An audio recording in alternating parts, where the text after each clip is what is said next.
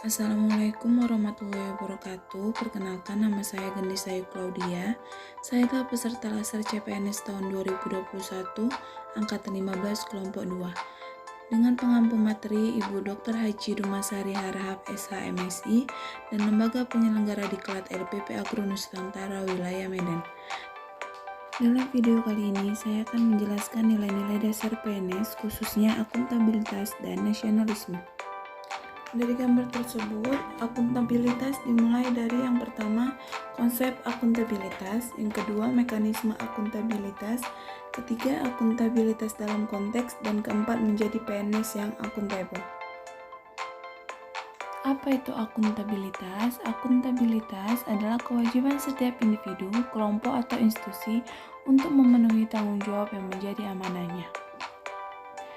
Aspek-aspek akuntabilitas yaitu akuntabilitas adalah sebuah hubungan, akuntabilitas berorientasi pada hasil, akuntabilitas membutuhkan adanya laporan, akuntabilitas memerlukan konsekuensi, dan akuntabilitas memperbaiki kinerja. Selanjutnya ada tingkatan dalam akuntabilitas.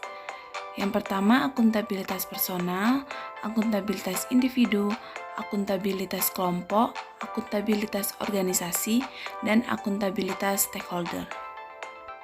Akuntabilitas publik memiliki 3 fungsi utama. Yang pertama, untuk menyediakan kontrol demokratis, yang kedua, untuk mencegah korupsi dan penyalahgunaan kekuasaan, dan yang ketiga, untuk meningkatkan efisiensi dan efektivitas. Akuntabilitas publik terdiri atas 2 macam, yaitu akuntabilitas vertikal dan akuntabilitas horizontal. Selanjutnya, kita akan menuju ke mekanisme akuntabilitas. Di dalam mekanisme akuntabilitas terdapat mekanisme akuntabilitas birokrasi Indonesia. Akuntabilitas tidak akan mungkin terwujud apabila tidak ada alat akuntabilitas. Di Indonesia, alat akuntabilitas antara lain adalah yang pertama, perencanaan strategis, yang kedua, kontrak kerja, yang ketiga, laporan kinerja. Untuk menciptakan lingkungan kerja yang akuntabel, maka dibutuhkan kepemimpinan, transparansi, integritas, tanggung jawab, keadilan, kepercayaan, keseimbangan, kejelasan, dan konsistensi. Selanjutnya, untuk memenuhi terwujudnya organisasi sektor publik yang akuntabel, maka mekanisme akuntabilitas harus mengandung dimensi yang pertama, akuntabilitas kejujuran dan hukum, akuntabilitas proses, akuntabilitas program, dan akuntabilitas kebijakan. Selanjutnya, langkah-langkah yang harus dilakukan dalam menciptakan framework akuntabilitas. Yang pertama, tentukan tanggung jawab dan tujuan. Yang kedua, rencanakan apa yang akan dilakukan untuk mencapai tujuan. Yang ketiga, lakukan implementasi dan monitoring kemajuan. Yang keempat, berikan laporan secara lengkap. Dan yang kelima, berikan evaluasi dan masukan perbaikan.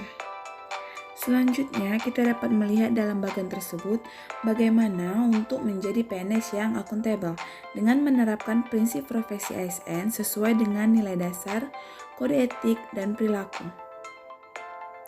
Ada juga asas penyelenggara kebijakan sebagai PNS yang akuntabel dan bagaimana perilaku PNS agar mencerminkan sikap akuntabel.